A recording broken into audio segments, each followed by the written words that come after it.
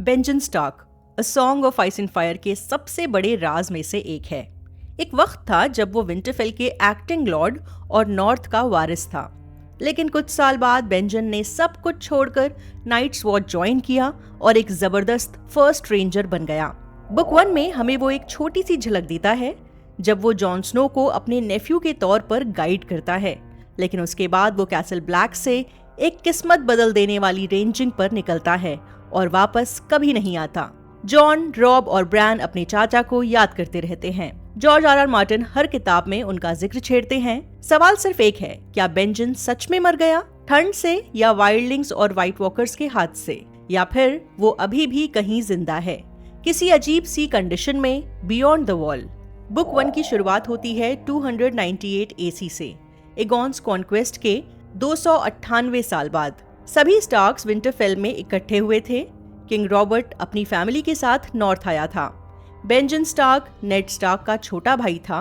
वो रिकर्ड और Lyra Stark का सबसे छोटा बेटा था। उसका जन्म 267 एसी में हुआ था। याद रहे, जब भी हम एसी कहते हैं तो इसका मतलब है एगॉन्स कॉन्क्वेस्ट, यानी जब कहानी शुरू होती है तब वो 31 साल का था। बेंजन फर्स्ट रेंजर था, एक बहुत इज्जत वाली पोजीशन। स्टार्क होने की वजह से उसे कुछ खास प्रिविलेजेस भी मिले थे। स्टार्क्स और नाइट्स वॉच के बीच हमेशा एक पुराना और मजबूत रिश्ता रहा है। वो क्रिमिनल्स को वॉल पर भेजते थे ताकि वॉच मजबूत बने। कभी कभी अपने घर के छोटे बेटों को भी वॉच पर भेज देते थे, जहां उन्हें इज्जत मिलती थी। बेंजन अपनी कसम के पक्के थे। जब ग्रेजॉय रिबेलियन 289 एसी में हुआ, तब भी वो साउथ जाकर नेड के साथ जंग में शामिल नहीं हुए। वो सिर्फ 16 साल की उम्र में, यानी 283 एसी में नाइट्स वॉच ज्वाइन कर चुके थे। जब बेंजन सिर्फ 14 साल का था, तब टर्नी ऑफ हैरनहॉल यानी हैरनहॉल का शाही मुकाबला हुआ, जो पूरी कहानी का एक अहम किस्सा है। यहाँ कई बड़े किरदार एक साथ मौजूद थे: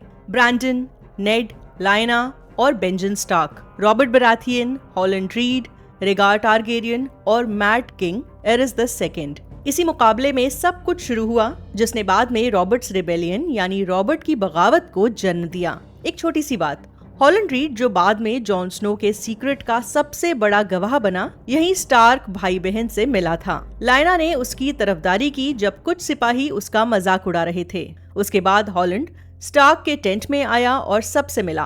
ब्रैंडन, वाइल्ड वुल्फ, नेड, क्वाइट वुल्फ, बेंजन, यंग पप और लायना, शी वुल्फ। इसी टर्नी में एक राज सामने आया। छोटी हाइट के मिसमैच्ड आर्मर पहने हुए एक नाइट ने उन स्क्वायर्स को हराया जो हॉलैंड को तंग कर रहे थे। उसे night of the laughing tree का नाम दिया गया। अगली सुबह वो गायब हो गया। लोगों का मानना है कि वो लायना स्टार्क थी और कहा जाता है कि जब रेगार उसे ढूंढने गया तभी उनकी मुलाकात लायना से हुई। ये उनकी लव स्टोरी की शुरुआत थी। किताब के अलग अलग कैरेक्टर्स इसका अंदाजा लगाते हैं। उस दौरान बेंजन भी उस वक्त वही था, यानी उसने अपनी आंखों से रेगार और लायना के अफेयर को शुरू होते हुए देखा। इसी वजह से रेगार ने मुकाबले के आखिर में लायना को ब्लू विंटर रोजेस का ताज दिया, जबकि उसकी बीवी एलिया मार्टेल भी वहां मौजूद थी। फिर आता है रॉबर्ट्स रिबेलियन, जब लायना रेगार के साथ चली गई। पूरे वेस्टरॉस में जैसे आग लग गई। ब्रैंडन और रिकर्ड स्टार्क दोनों को मैट किंग ने मार डाला। नेड ने बगावत की अगुवाई की और आखिरकार जीत भी हासिल की। लेकिन बेंजन का रोल अलग था। वो उस वक्त विंटरफेल में बतौर एक्टिंग लॉर्ड था। बगावत के बाद जब नेड अपने साथ जॉन स्नो यानी लायना और रेगार के बेटे को लेकर वापस आया, उसके कुछ ही वक्त बाद बेंजन ने नाइट्स वॉच ज्वाइन कर लिया। लेकिन सवाल यह है कि क्यों? उस वक्त स्टार्क फैमिली में सिर्फ नेड, बेंजन और छोटा रॉब बचा था और जॉन, जो नाजायज माना जाता था। ऐसे मुश्किल दौर में बेंजन नाइट्स वॉच ज्वाइन क्यों कर रहे थे? लेकिन थ्योरीज के मुताबिक इसके पीछे कुछ वजहें थीं।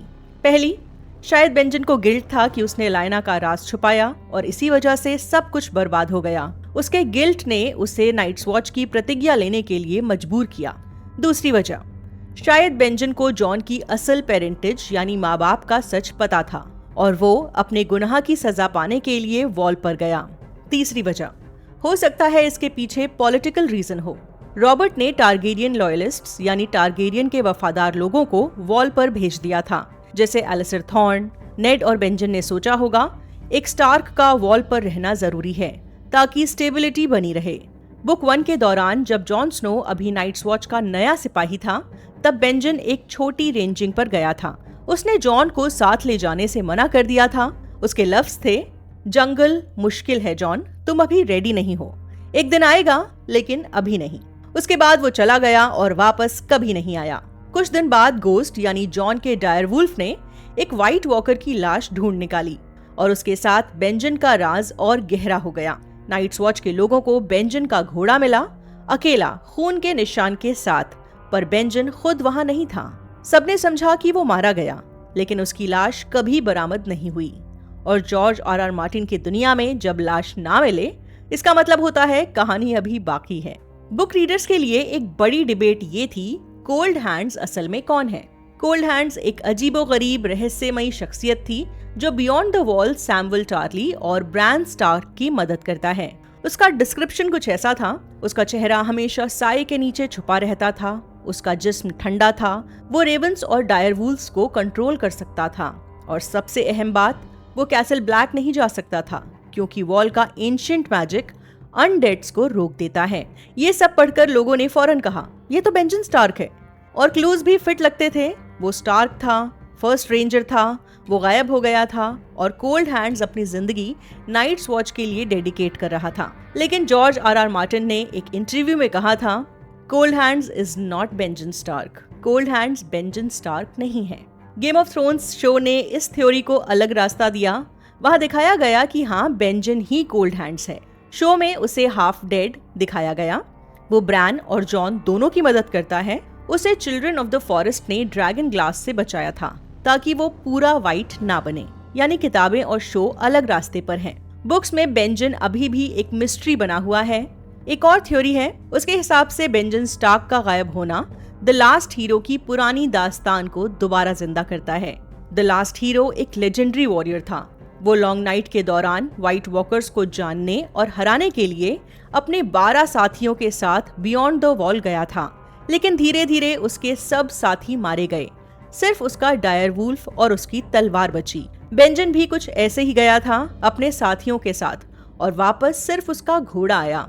एक और दिलचस्प बात यह है कि जॉर्ज आर मार्टिन ने बेंजन को जानबूझकर एक अनरिजॉल्व्ड मिस्ट्री बनाए रखा है।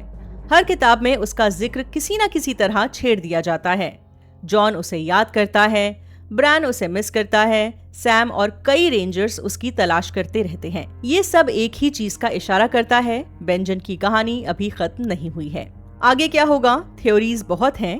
पहली, शायद वो ब्रान या जॉन की किसी आखिरी लम्हे में मदद करे, जैसे शो में हुआ था। दूसरी, शायद वो किसी स्टार्क को बचाने के लिए अपनी बची कुची हाफ डेड जिंदगी कुर्बान करेगा। तीसरी, शायद वो कभी विंटरफेल वापस ना आए, लेकिन उसका नाम एक लेजेंड बनकर रह जाए। एक बात बिल्कुल साफ है, जॉर्ज आर मार्टिन जानते हैं कि रीडर्स बेंजन के जवाब का इंतजार कर रहे हैं, और द विंड्स ऑफ विंटर में उसका एक बड़ा रिवील लगभग तय है। हालांकि किताब कब आएगी इसका कोई अंदाजा नहीं है। ओके, तो आपको ये वीडियो कैसा लगा बताइए। पसंद आए तो लाइक करिए, अच्छा ना लगे तो डिसलाइक करिए, बट जो भी आप सोच रहे हैं कमेंट्स के जरिए शेयर करते रहिए। बाय। वॉचरोज को सपोर्ट करने के लिए आप डिस्क्रिप्शन में दिए गए लिंक को यूज करें। आप जब भी ऑनलाइन शॉपिंग करें, मेरे दिए गए लिंक के जरिए शॉपिंग साइट पर जाएं। आपको ज्यादा कुछ नहीं करना, बस Amazon की वेबसाइट या ऐप को डायरेक्टली ना खोलें, मेरे दिए गए लिंक के जरिए ओपन करें। इस लिंक के थ्रू आप जब भी शॉपिंग करेंगे तो उससे मुझे कमीशन मिलेगा।